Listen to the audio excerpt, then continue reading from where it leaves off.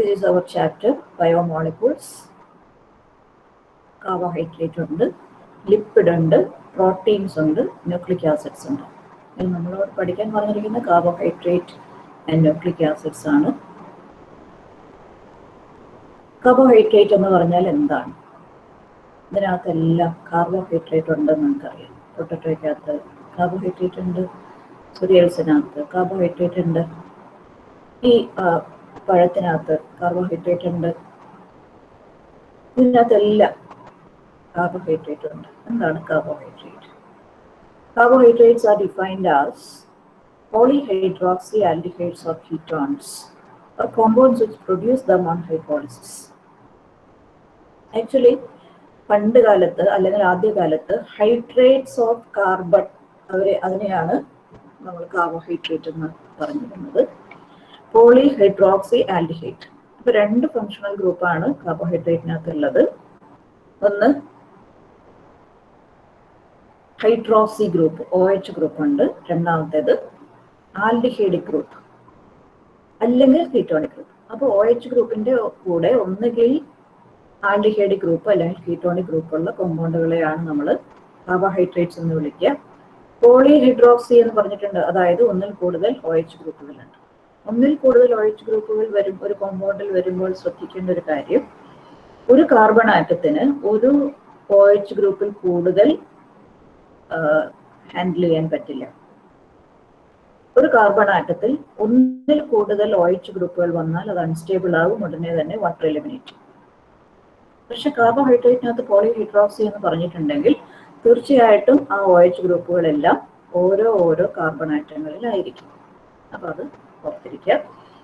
Anyway, കാർബോഹൈഡ്രേറ്റിന്റെ definition എന്താണ്?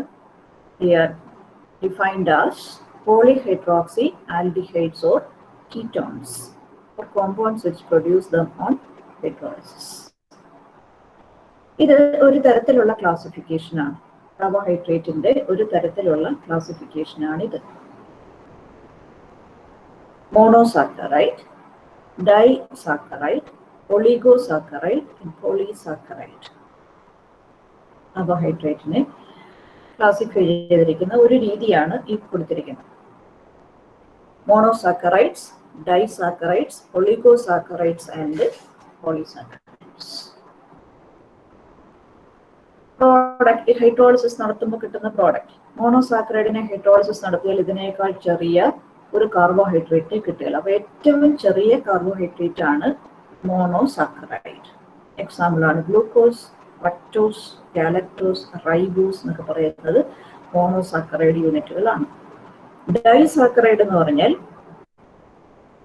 രണ്ട് monosaccharide unit ചേരുന്നതാണ് ഡൈസാക്കറൈഡ്. എന്ന് വെച്ചാൽ ഡൈസാക്കറൈഡിനെ ഹൈഡ്രോളിസിസ് നടത്തിയാൽ നമുക്ക് രണ്ട് മോണോസാക്കറൈഡ്സ് കിട്ടും, രണ്ട് ചെറിയ കാർബോഹൈഡ്രേറ്റ് യൂണിറ്റുകളെ കിട്ടും. അത് രണ്ട് മോണോസാക്കറൈഡ് യൂണിറ്റ് ചേരുന്നതാണ് ഡൈസാക്കറൈഡ്. എക്സാമ്പിൾ ആണ് സുക്രോസ്, നമ്മുടെ പഞ്ചസാര, ലാക്ടോസ് മിൽക്കിനകത്തുള്ള പഞ്ചസാരയാണ്, ഷുഗർ യൂണിറ്റ് ആണ് ലാക്ടോസ്, മാൾട്ടോസ്.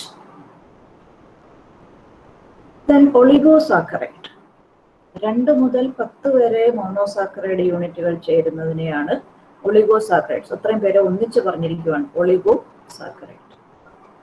10 വരെ മോണോസാക്കറൈഡ് യൂണിറ്റുകളെ ഹൈഡ്രോളിസിസ് നടത്തുമ്പോൾ കിട്ടുകയാണെങ്കിൽ നമ്മൾ അതിനെ വിളിക്കുന്ന പേരാണ് ഒളിഗോസാക്കറൈഡ്സ്. 2 മുതൽ 10 വരെ മോണോസാക്കറൈഡ് യൂണിറ്റുകൾ ചേർന്ന് ഉണ്ടാവുന്ന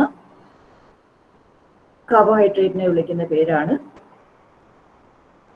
ഒളിഗോസാക്കറൈഡ്സ്. ഇനി അതിൽ കൂടുതൽ 10ൽ കൂടുതൽ മോണോസാക്കറൈഡ് യൂണിറ്റുകൾ ഉണ്ടെങ്കിൽ അതിനെ വിളിക്കുന്ന പേരാണ് പോളിസാക്കറൈഡ്സ്. എക്സാമ്പിൾ ആണ് സ്റ്റാർച്ച്, ഗ്ലൈക്കോജൻ, സെല്ലുലോസ് എന്ന് പറയുന്നത് പോളിസാക്കറൈഡ്സിന് എക്സാമ്പിൾ ആണ്. അപ്പോൾ carbohydrate depending on the nature of the product on hydrolysis അല്ലെങ്കിൽ behaviour towards hydrolysis, carbohydrates are classified into monosaccharides, oligosaccharides and polysaccharides.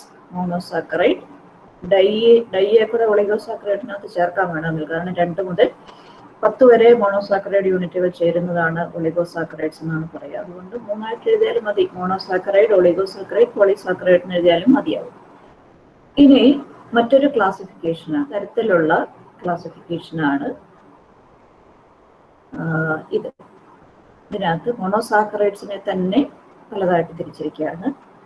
ഒന്ന് ട്രയോസ്, 3 കാർബൺ ആറ്റം ഉള്ളതിനെ വിളിക്കുന്നു. അതായത് കാർബോഹൈഡ്രേറ്റ്സിന്റെ എല്ലാം പേരിന്റെ ഒടുവിൽ OSC എന്നാണ് നമ്മൾ ചേർക്കുന്നത്. കാർബോഹൈഡ്രേറ്റിന്റെ എല്ലാം പേരിന്റെ അവസാനം OSC എന്ന് ചേർക്കണം.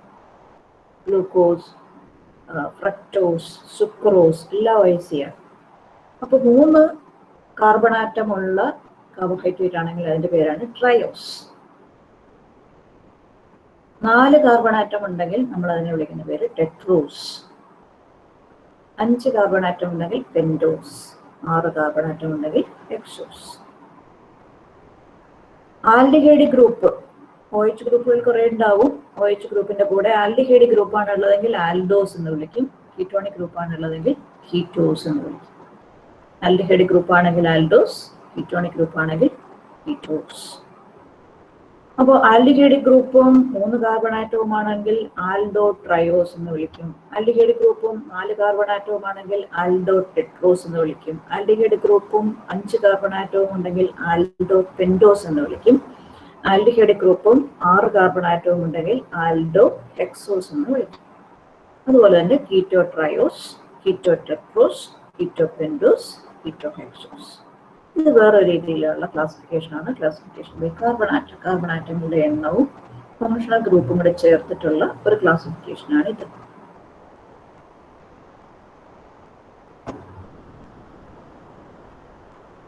ഇനി പ്രിപ്പറേഷൻ ഓഫ് ഗ്ലൂക്കോസ്, ഇത് നമുക്ക് ഫോക്കസ് ഏരിയയിൽ പഠിക്കാൻ പറഞ്ഞിട്ടുള്ളതാണ്. എങ്ങനെയാണ് ഗ്ലൂക്കോസിനെ പ്രിപ്പയർ ചെയ്യുക? Glucose is prepared from sucrose. ഇത് നമ്മൾ എത്തനോളിന്റെ മാനുഫാക്ചർ പറഞ്ഞ സമയത്ത് നമ്മൾ പറഞ്ഞതായിരുന്നു. എത്തനോളിനെ മാനുഫാക്ചർ ചെയ്യുന്ന സമയത്ത്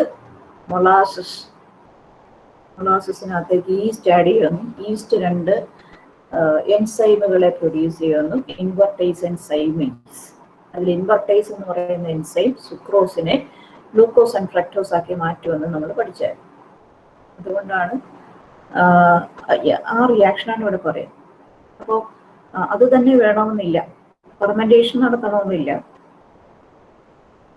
സുക്രോസിനകത്തേക്ക് ആസിഡ് ആഡ് ചെയ്ത് sucrose is boiled with dilute HCl or H2SO4 in alcoholic solution.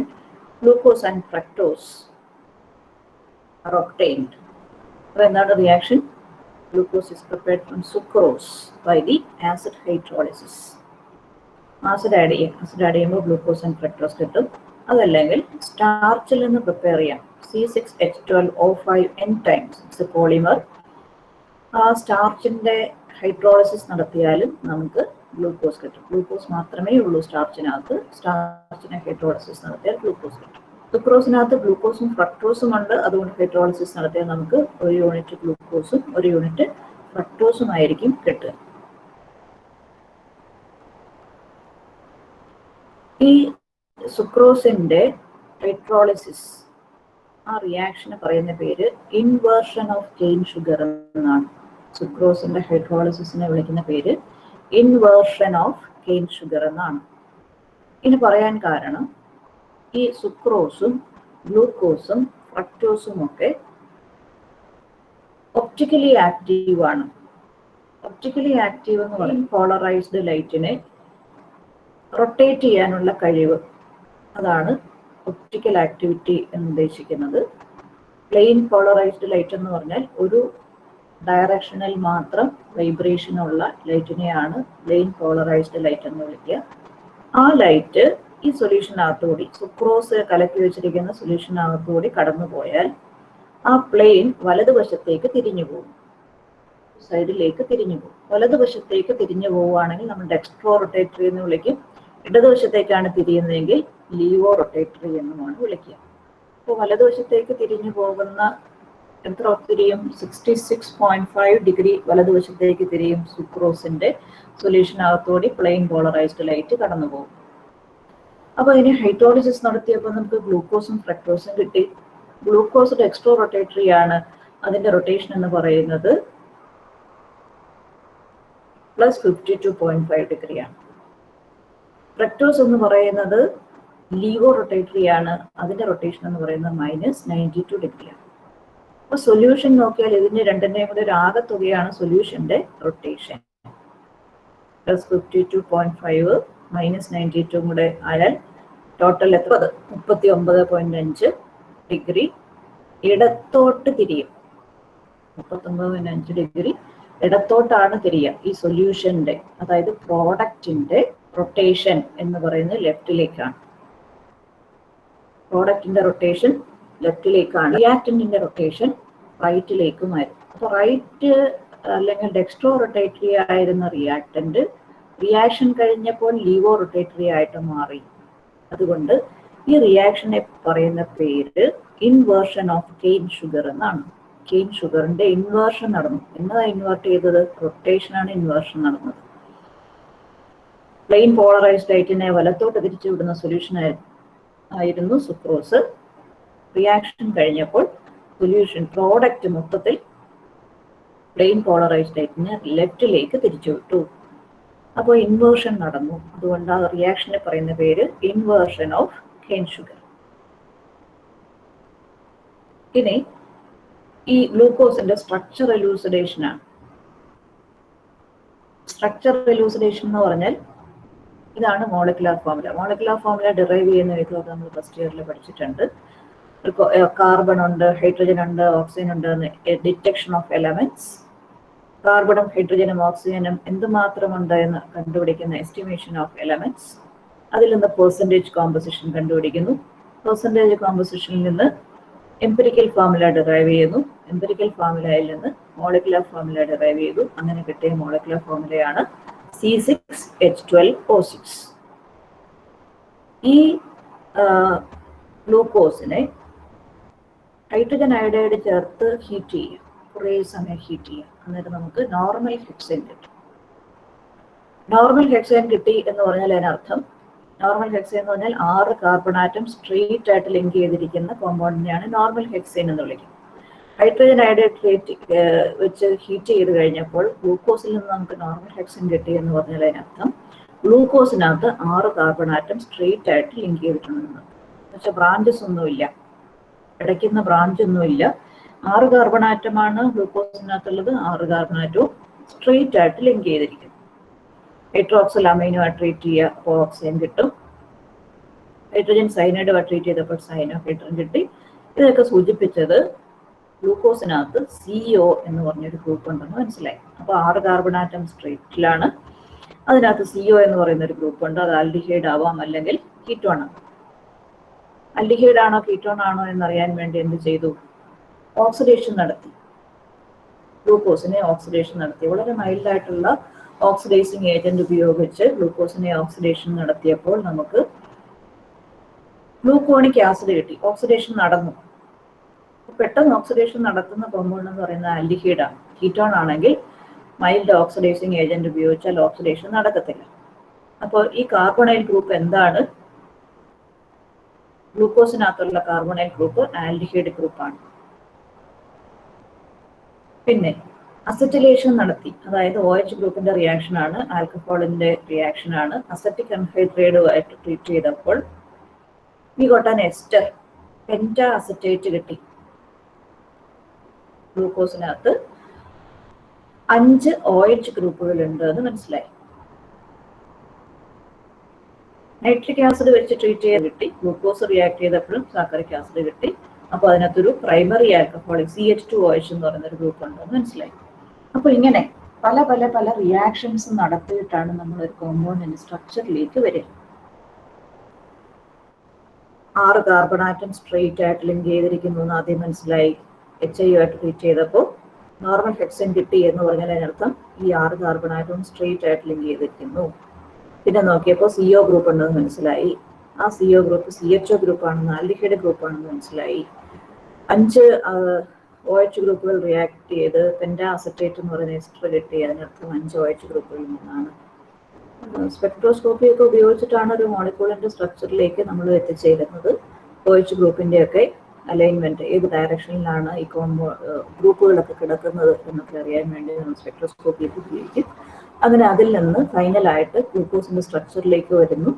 ഇതാണ് ഗ്ലൂക്കോസിന്റെ സ്ട്രക്ചർ. ഗ്ലൂക്കോസിന്റെ സ്ട്രക്ചർ വരയ്ക്കാനായിട്ട് നമ്മൾ പറയാറുള്ളത് 6 കാർബൺ ആറ്റം ആദ്യം വരയ്ക്കുക. സി താഴോട്ട് 6 കാർബൺ ആറ്റം വരയ്ക്കുക. ഏറ്റവും ഒന്നാമത്തെ ഗ്രൂപ്പ് ഏറ്റവും മുകളിലുള്ളതിനെ CHO എന്ന് എഴുതുക, ഏറ്റവും താഴെയുള്ളതിനെ CH2OH എന്ന് എഴുതുക. എന്നിട്ട് താഴെ നിന്ന് മുകളിലേക്ക് OH ഗ്രൂപ്പുകൾ എഴുതണം. താഴെ നിന്ന് വലതുവശത്ത് മാത്രം ഗ്രൂപ്പുകൾ എഴുതണം. എങ്ങനെ എഴുതണം? OH OH H OH OH OH H OH. വലതുവശത്ത് മാത്രം ഗ്രൂപ്പുകൾ എഴുതുക. വലതുവശത്ത് ഗ്രൂപ്പുകൾ എഴുതി കഴിഞ്ഞാൽ പിന്നെ ഇടതുവശത്തുള്ളതിനാ നമുക്ക് അറിയാം. വലതുവശത്ത് OH ആണെങ്കിൽ ഇടതുവശത്ത് H, OH ഉള്ളിടത്ത് H, H ഉള്ളിടത്ത് OH, OH ഉള്ളിടത്ത് H. ഈ രീതിയിൽ എഴുതണം. കാരണം OH ഗ്രൂപ്പുകൾ അങ്ങോട്ടും ഇങ്ങോട്ടും അതിന്റെ പൊസിഷൻ ഒന്നും മാറിപ്പോകാൻ പാടില്ല. ഈ രീതിയിൽ തന്നെ എഴുതിയാലേ ഗ്ലൂക്കോസിന്റെ സ്ട്രക്ചർ ആകുന്നത്. എങ്ങനെയാണ് ഗ്ലൂക്കോസിന്റെ സ്ട്രക്ചർ എഴുതേണ്ടത്? 6 കാർബൺ ആറ്റം സ്ട്രെയിറ്റ് ആയിട്ട് 1 2 3 4 5 6 താഴോട്ട് എഴുതുക. ഏറ്റവും മുകളിലുള്ളത് CHO എന്ന് എഴുതുക, ഏറ്റവും താഴെയുള്ളത് CH2OH എന്ന് എഴുതുക. എന്നിട്ട് വലതുവശത്ത് താഴെ നിന്ന് വലതുവശത്ത് മാത്രം എഴുതുക. OH OH H OH OH OH H OH എന്ന് ഓർത്തിരിക്കാമല്ലോ. താഴെ നിന്ന് മുകളിലേക്ക് OH OH H OH എന്ന് എഴുതുക. OH ഉള്ളിടത്തെല്ലാം ഇടതുവശത്ത് ഹൈഡ്രജനെ കാണിച്ചുകൊണ്ട്. Structure of glucose. ഇനി ഗ്ലൂക്കോസ് എന്ന് പറയുന്നത് ഡെക്സ്ട്രോ റൊട്ടേറ്ററി ആണെന്ന് നമ്മൾ പറഞ്ഞു. അതിൽ D+ ഗ്ലൂക്കോസ് എന്നാണ് നമ്മൾ എഴുതുക. ഈ ക്യാപിറ്റൽ D ഉദ്ദേശിക്കുന്നത് അതിന്റെ കോൺഫിഗറേഷൻ ആണ്. പ്ലസ് എന്ന് ഉദ്ദേശിക്കുന്നത് ഡെക്സ്ട്രോ റൊട്ടേറ്ററി എന്നുമാണ്. കോൺഫിഗറേഷൻ എന്ന് പറഞ്ഞാൽ നമ്മൾ നേരത്തെ പറഞ്ഞ ഈ OH ഗ്രൂപ്പിലെ CH2OH ഗ്രൂപ്പിനോട് അറ്റാച്ച് ചെയ്തിരിക്കുന്ന ഒന്നാമത്തെ കാർബൺ ആറ്റത്തിലെ OH ഗ്രൂപ്പ് വലതുവശത്താണ് എഴുതിയിരിക്കുന്നതെങ്കിൽ ആ കോൺഫിഗറേഷന് പറയുന്ന പേരാണ് D, ക്യാപിറ്റൽ D. അപ്പൊ D+ ഗ്ലൂക്കോസ്, അതാണ് നാച്ചുറലി ഒക്കറിങ് ഗ്ലൂക്കോസ് എന്ന് പറയുന്നത്. പ്രകൃതിയിലുള്ള ഗ്ലൂക്കോസുകളെല്ലാം D+ ഗ്ലൂക്കോസ് ആയിരിക്കും. ഈ ഗ്ലൂക്കോസിന് ഒരു സൈക്ലിക് സ്ട്രക്ചർ കൂടി ഉണ്ട്. അപ്പൊ നമ്മൾ വരച്ചത് ഓപ്പൺ ചെയിൻ സ്ട്രക്ചർ ആണ്. അത് കൂടാതെ ഈ ഗ്ലൂക്കോസിന് ഒരു സൈക്ലിക് സ്ട്രക്ചർ ഉണ്ട്. ഇതാണ് ഗ്ലൂക്കോസിന്റെ ഓപ്പൺ ചെയിൻ സ്ട്രക്ചർ. നമ്മളിപ്പോൾ പറഞ്ഞത് ഫിഷർ പ്രൊജക്ഷൻ ഫോർമുല എന്ന് തന്നെ പറയാം. ഇത് ഒന്ന് വളഞ്ഞ്, ഈ ഗ്രൂപ്പുകൾ ഒന്ന് വളഞ്ഞ് കൂടിച്ചേരും. എങ്ങനെയാണ് കൂടിച്ചേരുക? ഈ C ഡബിൾ ബോണ്ട് ഓയിലെ ഡബിൾ ബോണ്ടിലെ ഇലക്ട്രോണുകൾ ഓക്സിജൻ ആറ്റത്തിലേക്ക് പോകുന്നു. അപ്പോൾ ഓക്സിജൻ ആറ്റത്തിൽ നെഗറ്റീവ് ചാർജ് വരും. എന്നിട്ട് 5ാമത്തെ കാർബൺ ആറ്റത്തിലെ OH ഗ്രൂപ്പിലെ ഹൈഡ്രജൻ ഇവിടെ നിന്ന് ഇറങ്ങി ഈ ഓക്സിജൻ ആറ്റത്തിൽ വന്ന് അറ്റാച്ച് ചെയ്യും. 5ാമത്തെ കാർബൺ ആറ്റത്തിലെ OH ഗ്രൂപ്പാണ് എഴുതിയിരിക്കുന്നത്. ഈ ഹൈഡ്രജൻ ഇവിടുന്ന് ഇലക്ട്രോണുകളെ ഓക്സിജന് കൊടുത്തുകൊണ്ട് ഈ ഹൈഡ്രജൻ ഇവിടെ വന്ന് ഈ ഓക്സിജനിൽ അറ്റാച്ച് ചെയ്യും. കണ്ടോ, ഇവിടെ വന്ന് അറ്റാച്ച് ചെയ്യും. എന്നിട്ട് ഇവർ തമ്മിൽ കൂടിച്ചേർന്നു. ഈ കാർബൺ ആറ്റത്തിൽ ഇപ്പോൾ പോസിറ്റീവ് ചാർജ് ഉണ്ട്, ഓക്സിജൻ ആറ്റത്തിൽ നെഗറ്റീവ് ചാർജ് ഉണ്ട്. ഇവിടെ ഇങ്ങനെ ഒരു ബോണ്ട് ഉണ്ടായി. അപ്പൊ ഓക്സിജനിലൂടെ കാർബൺ ആറ്റത്തിലേക്ക് ഒരു ബോണ്ട് ഉണ്ടായി. ഓക്സിജനിലൂടെ കാർബൺ ആറ്റത്തിലേക്ക് ഒരു ബോണ്ട് ഉണ്ട്. അപ്പൊ ഇത് സംഭവിച്ചു, ഈ കാർബൺ ചെയിൻ ക്ലോസ് ചെയ്ത് ഒരു റിംഗ് ആയി. കാർബൺ ചെയിൻ ക്ലോസ് ചെയ്ത് ഒരു റിംഗ് ഫോം ചെയ്തു. ഉണ്ടോ? ഇതാണ് സൈക്ലിക് സ്ട്രക്ചർ ഓഫ് ഗ്ലൂക്കോസ്. ഇതൊന്ന് വരച്ചു പഠിക്കണം. എങ്ങനെയാണ് നമ്മൾ വരച്ചു പഠിക്കുക? ഒരു ബെൻസിൻ റിംഗ് പോലത്തെ ഒരു റിംഗ് വരയ്ക്കുക. ആ റിങ്ങിന്റെ വലത്തെ മൂലയ്ക്ക്, വലതുവശത്ത് ഇവിടെയുള്ള ആ ഒരു മൂലയ്ക്ക് ഓക്സിജൻ ആറ്റത്തിനെ കാണിക്കണം.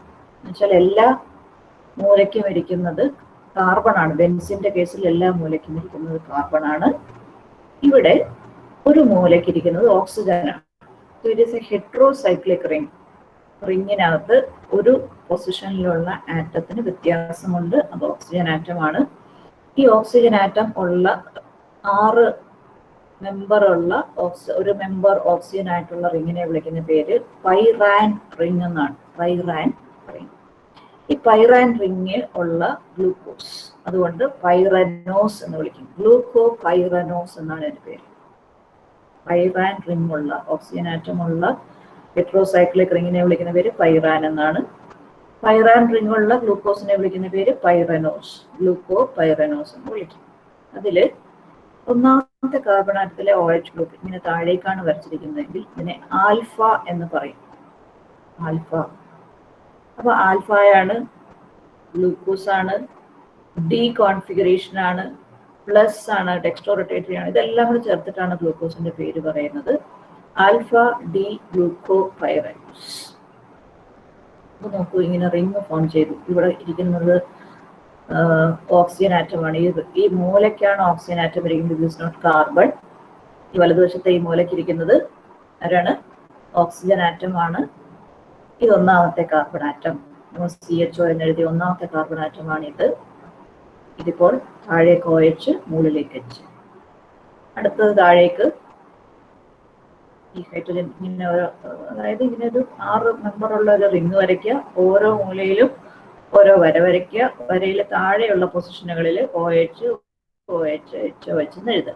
ഒന്നാമത്തെ കാർബൺ ആറ്റത്തിൽ താഴെ OH, രണ്ടാമത്തെ കാർബൺ ആറ്റത്തിൽ താഴെ OH, മൂന്നാമത്തേതിൽ H താഴെ OH മുകളിൽ, നാലാമത്തേതിൽ OH താഴെ H മുകളിൽ, അഞ്ചാമത്തെ കാർബൺ ആറ്റത്തിലാണ് ആറാമത്തെ CH2OH ഗ്രൂപ്പ് ഇരിക്കുന്നത്. അത് CH2OH ആണ്. താഴെ ഹൈഡ്രജനും ഉണ്ട്.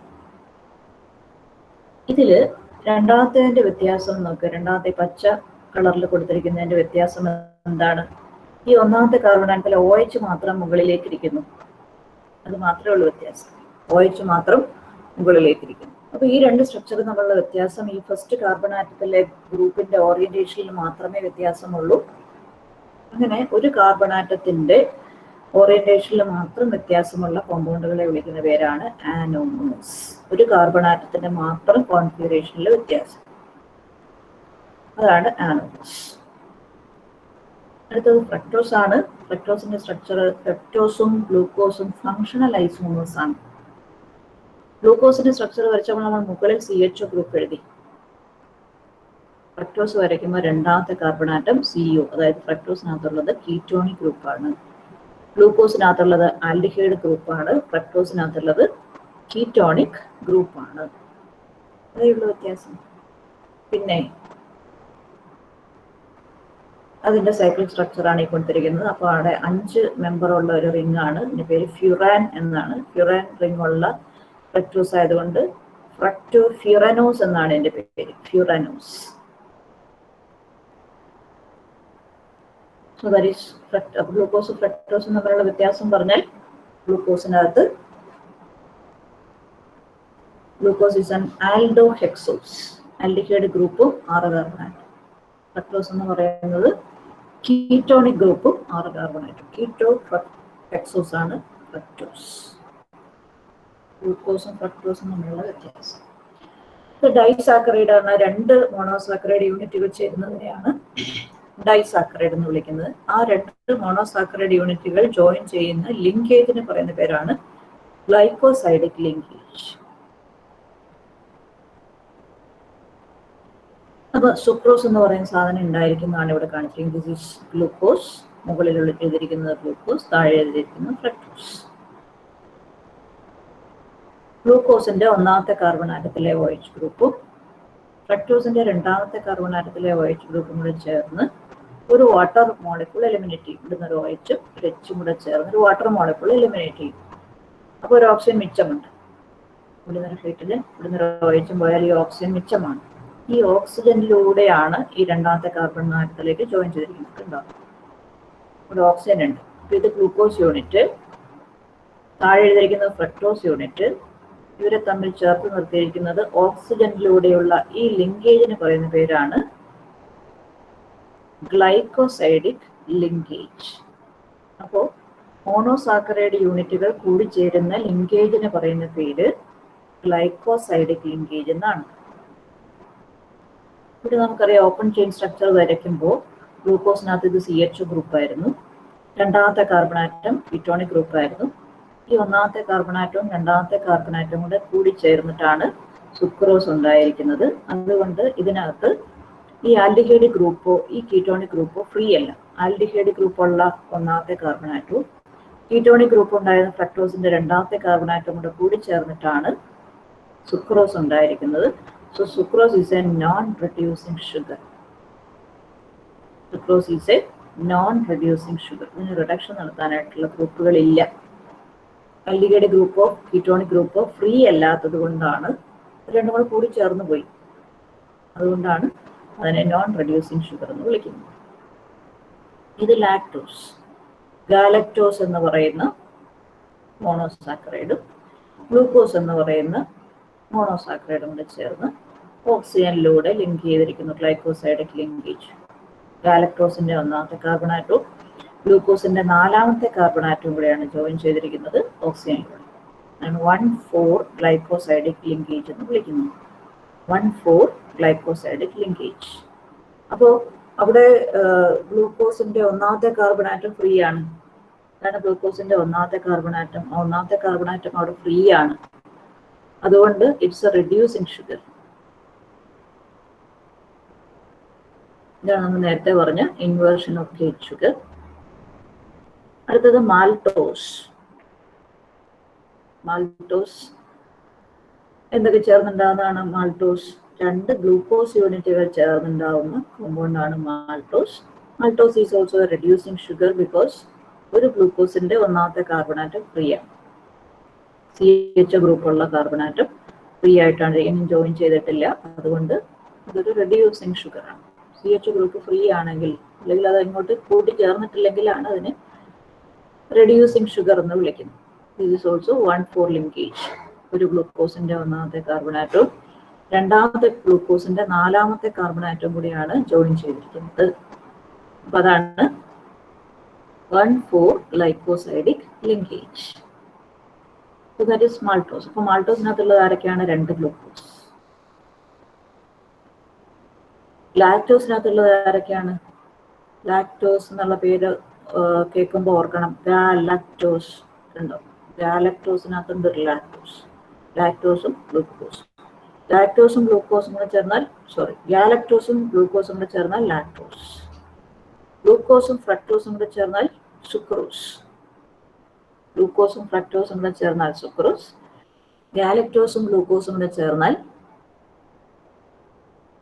ലാക്ടോസ്. 2 ഗ്ലൂക്കോസ് യൂണിറ്റുകൾ ചേർന്നാൽ മാൾട്ടോസ്. ഓക്കെ.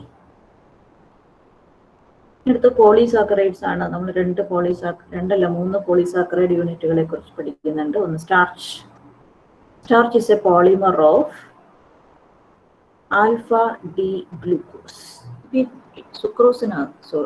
സ്റ്റാർച്ചിനകത്ത് 2 കമ്പോണന്റുകൾ ഉണ്ട്. ഒന്നിന്റെ പേര് അമിലോപെക്റ്റിൻ, രണ്ടാമത്തെ പേര് amylose. Amylose and amylopectin. Amylose നോക്കൂ, ഗ്ലൂക്കോസിന്റെ നേരെ ലിങ്ക് ചെയ്ത് പോയിരിക്കുകയാണ്. It's a straight chain polymer of D glucose. Amylopectin is a branched polymer of D glucose. അപ്പൊ അങ്ങനത്തെ 2 കമ്പോണന്റുകൾ സ്റ്റാർച്ചിനകത്തുണ്ട്. ഒന്നിന്റെ പേര് അമിലോപെക്റ്റിൻ, രണ്ടാമത്തെ പേര് amylose. So starch contains 2 components, amylose. Amylose is a long unbranched chain of alpha D plus glucose. Amylose is water soluble component. Amylose എന്ന് പറയുന്നത് water soluble ആണ്. Amylopectin is a branched chain polymer and it is insoluble in water. Insoluble component in starch is amylopectin. Water soluble component in starch is amylose. സ്റ്റാർച്ചിനകത്ത് 2 components ഉണ്ട്, amylose and amylopectin. Amylose എന്ന് പറയുന്നത് water soluble ആണ്, amylopectin എന്ന് പറയുന്നത് water insoluble ആണ്. അടുത്ത cellulose ആണ്. Cellulose is a polymer of beta D glucose. അപ്പോൾ സ്റ്റാർച്ചും സെല്ലുലോസും തമ്മിലുള്ള വ്യത്യാസം എന്താണ്? Starch is a polymer of alpha D glucose. Cellulose is a polymer of beta D glucose. Cellulose എന്ന് പറയുന്നത് സ്ട്രക്ചറൽ മെറ്റീരിയൽ ആണ്. സ്റ്റാർച്ചോ സ്റ്റോറേജ് മെറ്റീരിയൽ ആണ്. പ്ലാന്റ്സിനകത്തുള്ള സ്റ്റോറേജ് മെറ്റീരിയൽ ആണ് starch. Structural material ആണ് സെല്ലുലോസ്. സെൽ വാളുകളൊക്കെ ഉണ്ടാക്കിയിരിക്കുന്നത് സെല്ലുലോസ് കൊണ്ടാണ്. അതാണ് സ്ട്രക്ചറൽ മെറ്റീരിയൽ എന്ന് ഉദ്ദേശിക്കുന്നത്. അപ്പൊ അത് എന്തിന്റെ പോളിമർ ആണ്? ബീറ്റ ഡി ഗ്ലൂക്കോസിന്റെ പോളിമർ ആണ്. അല്ലെങ്കിൽ സെല്ലുലോസിനകത്തുള്ളത് ബീറ്റ ഡി ഗ്ലൂക്കോസ്, സ്റ്റാർച്ചിനകത്തുള്ളത് ആൽഫ ഡി ഗ്ലൂക്കോസ്. അതാണ് വ്യത്യാസം. സ്ട്രേറ്റ് ചെയിൻ ആണ്, വാട്ടർ ഇൻസൊല്യൂബിൾ ആണ്. അടുത്തത് ഗ്ലൈക്കോജൻ ആണ്. Glycogen is also a polymer of alpha D glucose. Alpha D glucose മാത്രമുള്ള ഒരു കമ്പോണന്റ് ആണ്, ഒരു സാധനമാണ് ഗ്ലൈക്കോജൻ എന്ന് പറയുന്നത്. ഗ്ലൈക്കോജൻ ആനിമൽസിനകത്തുള്ള സാധനമാണ് ഗ്ലൈക്കോജൻ. അപ്പോൾ 3 പോളിസാക്കറൈഡ്സിനെ കുറിച്ചാണ് നമ്മൾ പറഞ്ഞത്. ഒന്ന് starch, starch is a polymer of alpha D glucose. രണ്ടാമത്തേത് cellulose, cellulose is a polymer of beta D glucose. Glycogen is a polymer of alpha D glucose with unbranched chain. Amylopectin എന്ന് പറയുന്ന സാധനമില്ലേ, ഈ സ്റ്റാർച്ചിനകത്തുള്ള അമിലോപെക്റ്റിൻ ബ്രാഞ്ചസ് ഇല്ലാത്ത branches ഉള്ള, കൂടുതൽ branches ഉള്ള, സ്റ്റാർച്ചിനകത്തുള്ളതിനേക്കാൾ കൂടുതൽ ബ്രാഞ്ചസ് ഉള്ള സാധനമാണ് അമിലോപെക്റ്റിൻ. അത് വെള്ളത്തിനകത്ത് ഡിസോൾവ് ചെയ്യൊന്നുമില്ല. It is present in liver, muscles and brain. ആനിമൽസിന്റെ ലിവറിലും മസിലിലും ബ്രെയിനിലുമൊക്കെയാണ് ഈ ഫുഡ് സ്റ്റോറേജ് നടക്കുക. അത് ഗ്ലൈക്കോജന്റെ ഫോമിലാണ് സ്റ്റോറേജ്